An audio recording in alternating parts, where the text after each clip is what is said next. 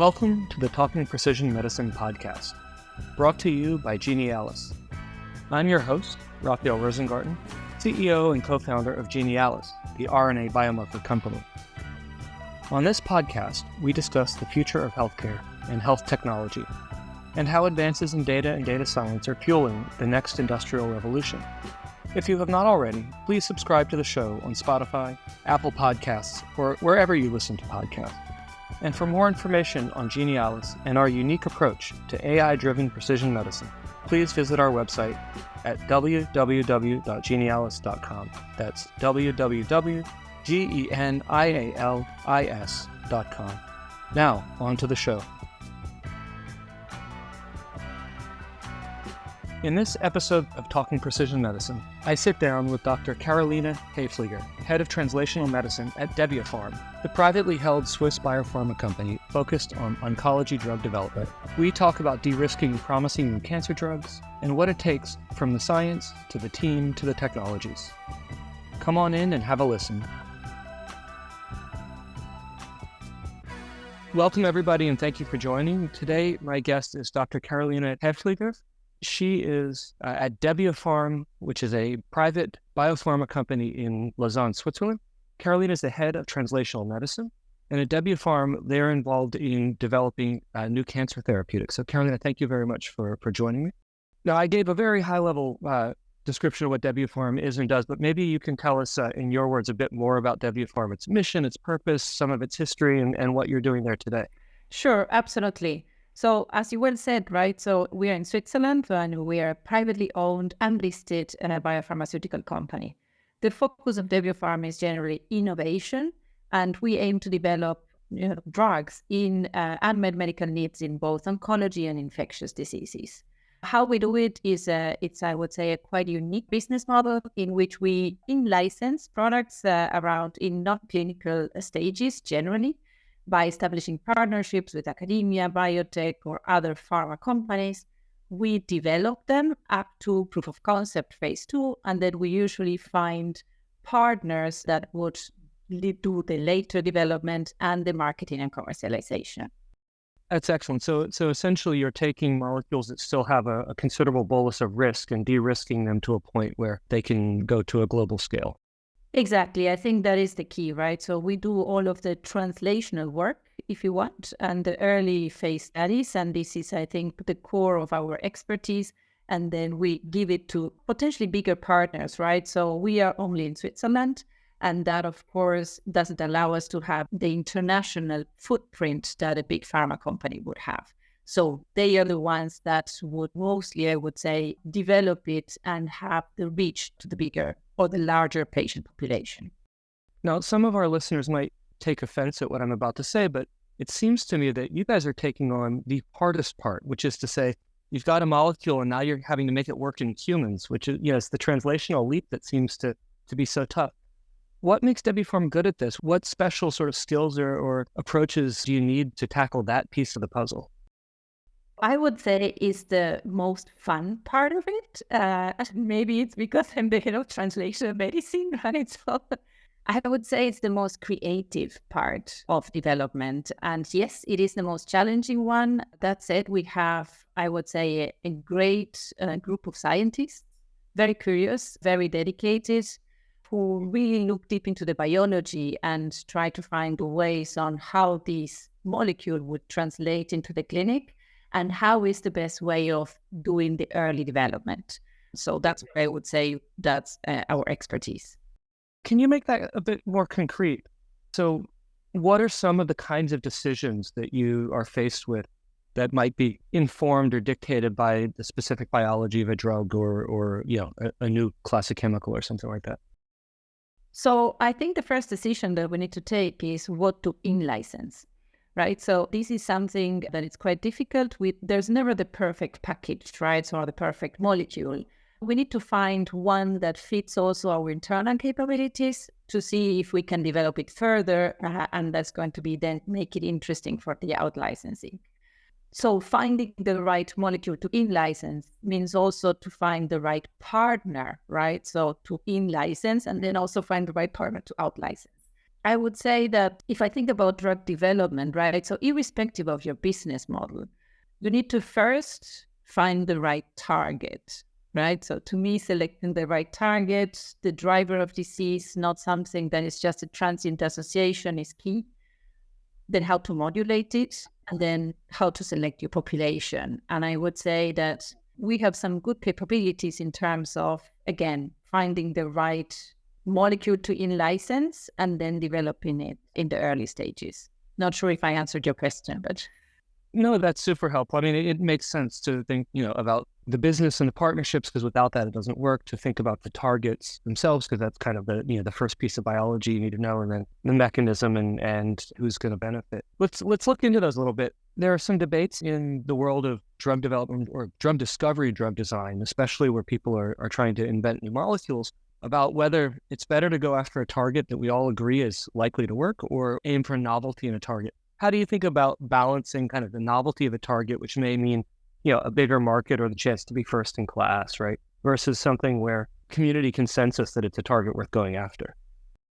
So I think in that respect, I would say what you need is a balanced portfolio. So you can have some molecules or some targets that are well known, and what you're changing is the modality or the way to tackle them. So you're going not with an unknown, but you have a known target with an unknown modality or less known modality. And then you can also go to as a portfolio, right? So with some additional novelty. I think the beauty of being a privately owned company is that we can take risks. And this is something that is appreciated. So we can take some risks in terms of either both the molecules or the targets. Got it. No, within oncology, you said oncology and infectious disease, and I appreciate you correcting me on that. I didn't appreciate the infectious disease aspect. But since my company's interest is oncology, I'm going to keep us there.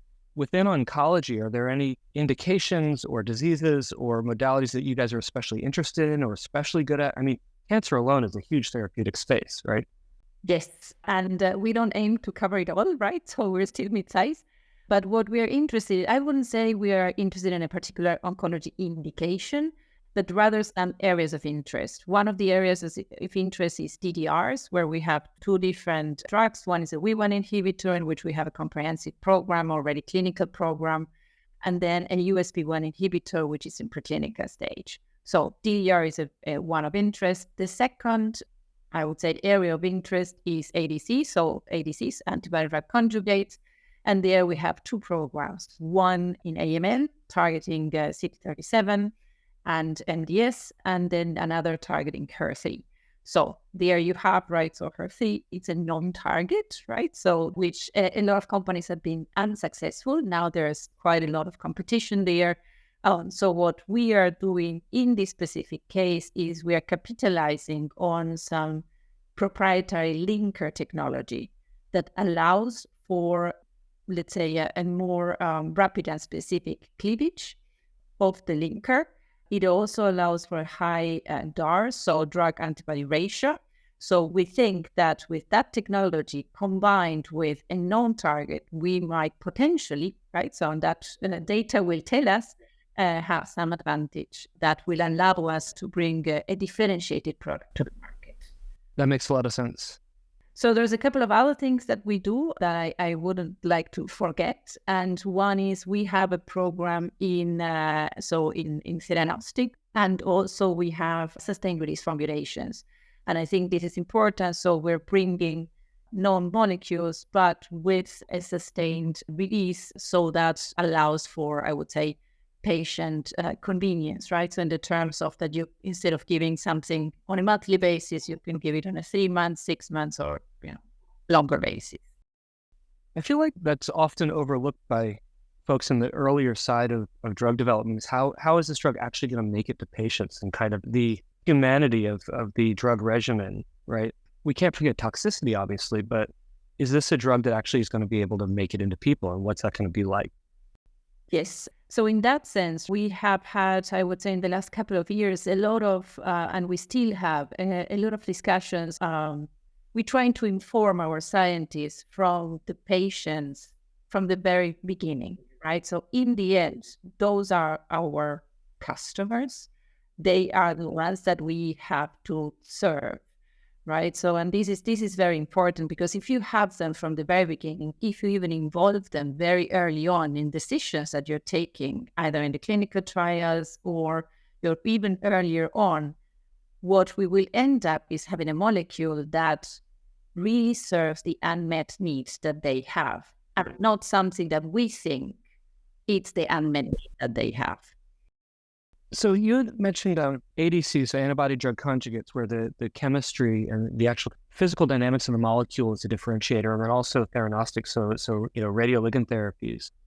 Debiopharm, I don't know if people appreciate this, also has a manufacturing arm. And so is that part of the secret sauce of the company, that you have a team that can help you build better molecules? Or are these proprietary and novel chemistries coming in as just part of the in-licensing program? So there's a manufacturing arm, which is called DPRM. So it's the Debiopharm Research and Manufacturing Facility that is also in Switzerland. And they do manufacturing of sustainable release formulations. And they have, I would say, a huge amount of expertise in that respect. And also the research part, the research arm of that facility does the multi-link, so the linker technology. So we work together in the development specifically of the ADCs. Got it. I want to take a step back and talk a little bit about how you got here. So just perusing your CV, you've spent a lot of time in big pharma, and Debiopharm is, as you said, mid-sized. But what is your background, and how did you end up running translational medicine at essentially a translational oncology company? So my background is I'm actually a clinician and a clinical geneticist by training. And that training I did in Argentina, which is my home country. As you well said, I've spent now almost 22 years in different countries and in different companies, mostly large pharma in Europe. So if I think about large pharma compared to mid-size pharma where I'm now, right? So it's very different. And I wouldn't say one is better than the other. It's just different. So in large companies, for example, what you have is a lot of access to internal expertise, right? So you can find in big companies, you find all of the expertise in-house. Whereas here, you must extend your network to external consultants because you realize you don't have the expertise in-house. The teams are very, very small. But at the same time, you get them all in the same building, in the same time zone, right? So all translational medicine is in the same floor of the company. And that has the beauty of the interactions make it easier. And there's also a sense of community, right? So I think it can be built faster than in large pharma. So I've enjoyed a lot the great pharma, the power of this huge machinery, right? So now I'm enjoying a lot the mid-size, I would say. I don't think there's a perfect place, but I think it's what is good for your personality, your personal situation, and a certain moment of your career, right? So I would say if there's a red thread in my career and why I ended up doing translational medicine, I've always been interested in precision medicine. I've always been interested in genetics, maybe because I'm a clinical geneticist. And I've always been curious about how to bring an insight, a biological insight to something that it's actionable, right? And that's probably where I ended up in pharma. Hey there. I hope you're enjoying this episode of Talking Precision Medicine, powered by Genialis. Just as my guest, Carolina Haefliger, said, understanding the biology behind a disease is essential for developing effective treatments. This approach is not just about identifying a single driver mutation or dysregulated pathway, but appreciating the multifaceted nature of diseases like cancer. To wit, most biomarkers used in translational and clinical development today predominantly rely on a single analyte, such as a driver gene mutation status or antigen expression. At Genialis, we aim to go further. By constructing biomarkers with high-dimensional and multimodal data that capture the underlying biological complexity unique to each individual patient. This April, Genialis attended the American Association of Cancer Research 2024 annual meeting in San Diego.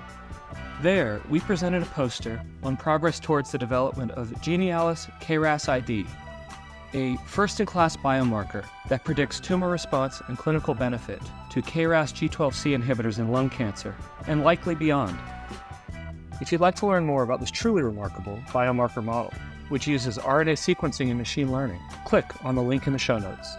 Either way, if you enjoy this show and would like to hear more episodes with more great guests more often, there's one thing you can do to help. Subscribe. Please follow us on your favorite podcast streaming service and leave us a review or comments. Thanks, and now back to the conversation. Let's talk a little bit about precision medicine. This has been a topic now we've had the human genome sequence for a little over 20 years, right? And so we're 2 decades into this we'll call the genomic medicine era. And by some accounts, things like genomically informed biomarkers and genomically targeted therapies have helped. But the adoption or the impact on patients, frankly, has been slow. Data show that to date, only about 11% of all cancer patients benefit from a genomically informed therapy. Do you think we've been successful, or are you surprised by how much or how little this is the paradigm? What's your take on where we are 2 decades in?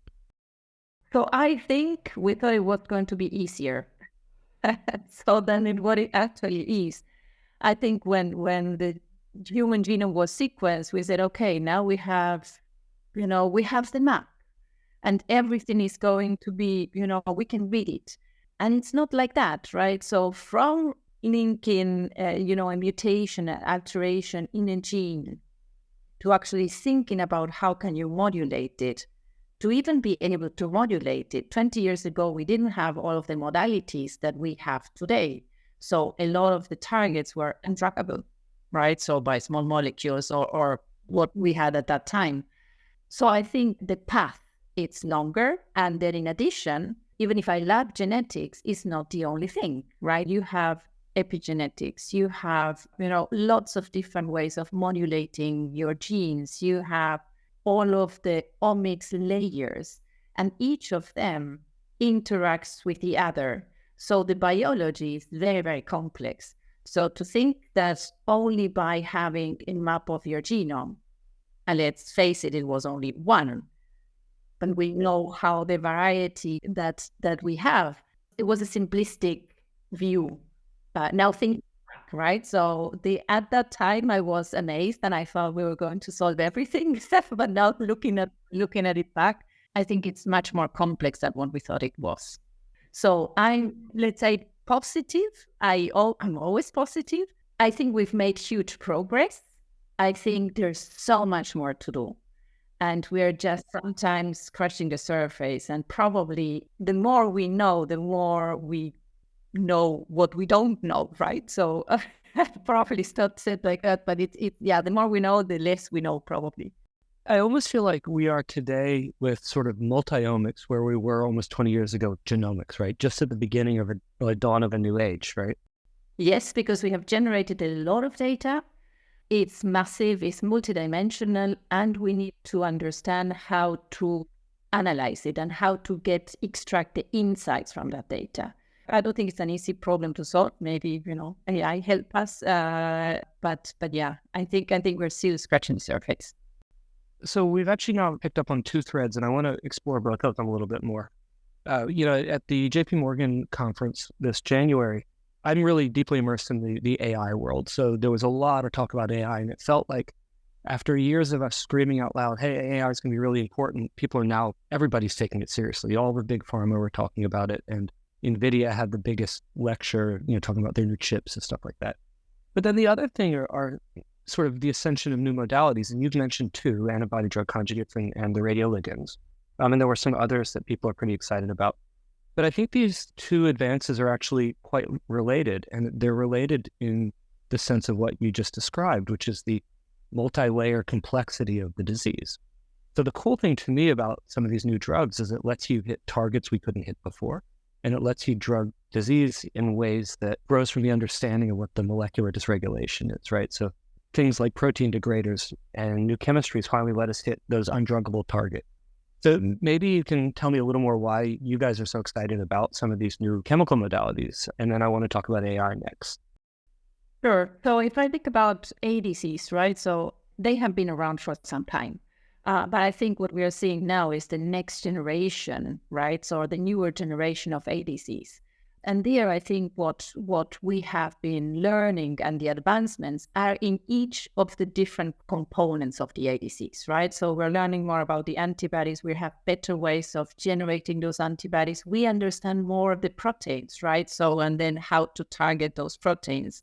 We also are improving the linkers, the payloads, right? So there's a lot of innovation in each of those components, formats, right? So bispecifics that have led to an improvement of the benefit risk. And I think then we have the opportunity to treat safer diseases and also not only the target, but also the payload class, how the ADC should behave with the patient population still more likely to respond. So I think there's what I'm excited about the ADCs. And I think for the radioligands, what I'm excited about is basically it's beautiful that you have your diagnostic and your treatment. So you treat what you see, right? So you have your diagnostic, you see your tumor, the tumor lights up if you have the right target, and then you're treating and you're following your patient with that. So I think that is the beauty of it. I think just being able to see is a huge deal. Thinking a little bit about AI. So one of the exciting things, the Debiopharm, I believe it was your chairman, gave a talk at JP Morgan where he highlighted 3 different programs that the company has with external AI innovation companies, the startups. And it was clear that Debiopharm was really thinking about how to use AI at every stage of your work. Maybe you can give me just a little bit, without getting into specifics, of what you're excited about in the world of advanced analytics, AI, machine learning, and where you think it might have some of the bigger impacts. Sure. We are very excited, right? So, and we embarked in what we call a bit of a digital transformation. And I think we have different aims. I think one aim is clear, is about increasing efficiency, right? So what we do, speeding up the trials, speeding up the internal processes so that we can optimize the way we work. The second thing that we're looking at, and this is what is more interesting to me personally, right, is to capitalize on the data we generate, both in our preclinical and clinical studies. Of course, this is easier said than done. First, you have to have an infrastructure. You need to have your data in order, right? So from data capture to organized and accessible and standardized so that you can start retrieving it for analysis. So what I'm interested there and most excited is really getting those insights. We have been looking at data in one way or another in a simple way, not being able to meta-analyze it, not being able to combine it, internal and external data. And this is where we'll hopefully become smarter or get additional biological insights that help us to develop better, help us to find better biomarkers, identify the patient populations, and also help us in really understanding the pathophysiology of disease. So we're not treating an indication, but we are treating an actual subset of patients that are driven by that specific pathophysiology. So I think that's what I'm more interested about. And also in the process, if we rely more on in silico and in vitro, we would start relying less and less in vivo, which is also something that we have as a goal, right?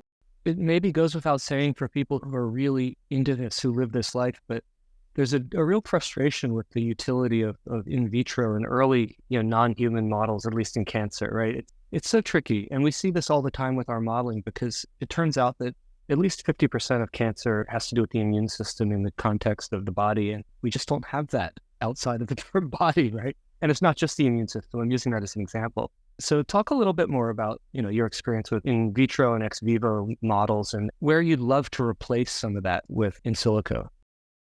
Sure. So if I think about in vitro systems, right? So we're not talking about the usual 2D cultures that existed lots of years ago.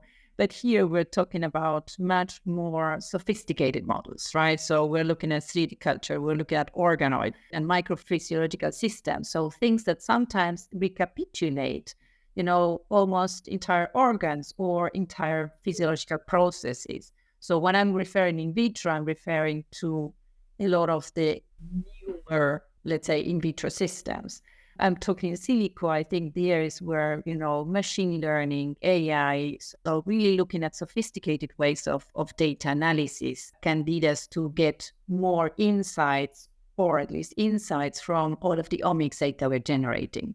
So if I think about several years ago, sometimes we were generating, complex omics data, but then we ended up analyzing maybe, 1%, 2% of the entirety of the data that we were analyzing. So I think this is where I see the most advances in terms of the machine learning and the ways of analyzing data. I think you're spot on. I mean, what I'm seeing, especially with now large language models being a dominant paradigm in the conversation, we can incorporate kind of everything, right? It takes work, but you can get all the known knowledge in it. When we started Genialis, almost a decade ago, at the time, the research I was involved in was exactly this. It was data fusion. That was our goal, is how do we take all the information?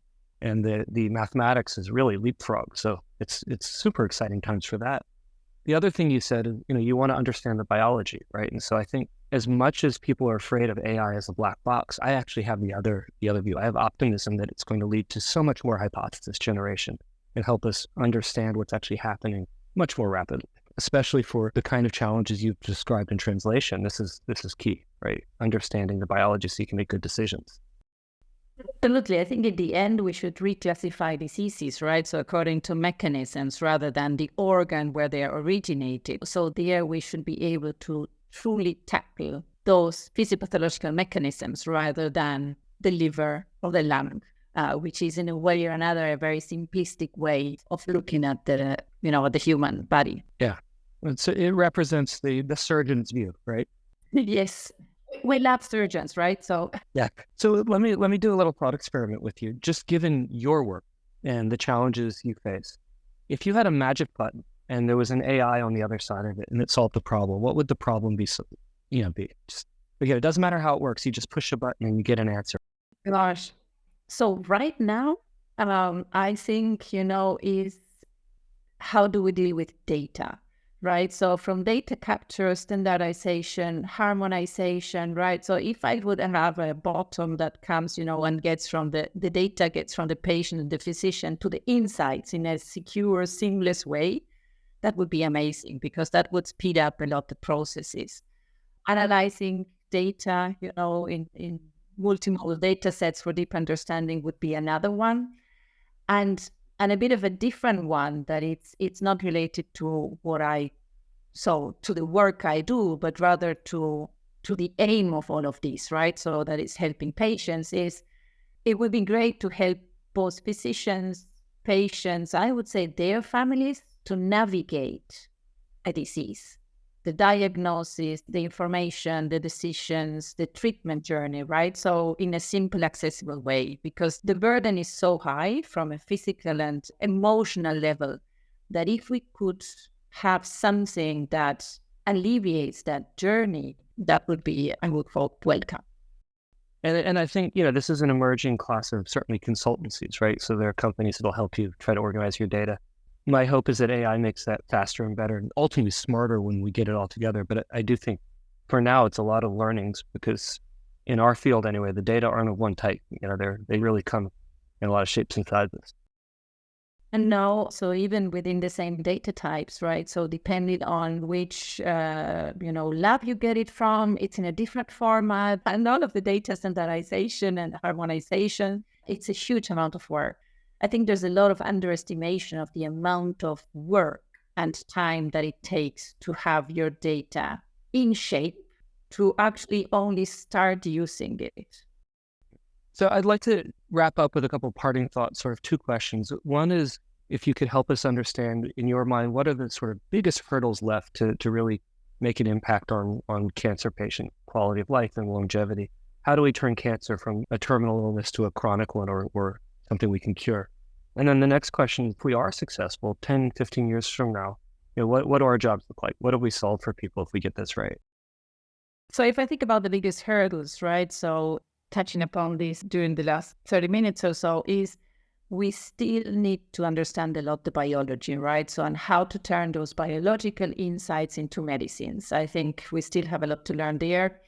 And the other bit is, of course, outcomes are key and we want to have curative intent. Now, to me, the quality of life during the time in which the patients are treated is as key as the outcome, right? So hitting that right balance between the safety and efficacy, and at the same time allowing the patients and the families to have a fruitful and active life, it's to me equally important. And if I think about, okay, what does cancer look like in 15 years? So early detection, right? So allows for curative treatments because we capture the diseases very, very early and it's available for a high percentage of people. The novel oncology drugs are available in all geographies. So there's something about inequity in cancer treatment.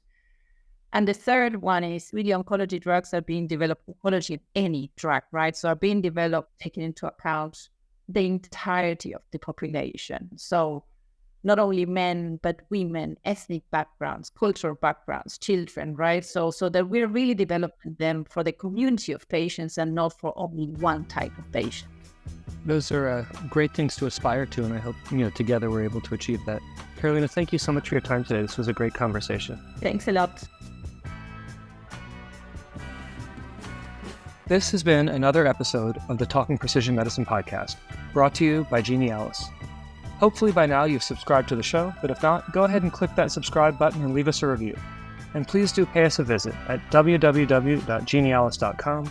That's www.genialis.com to learn more about how AI is transforming precision medicine. Thanks for listening, and see you next time.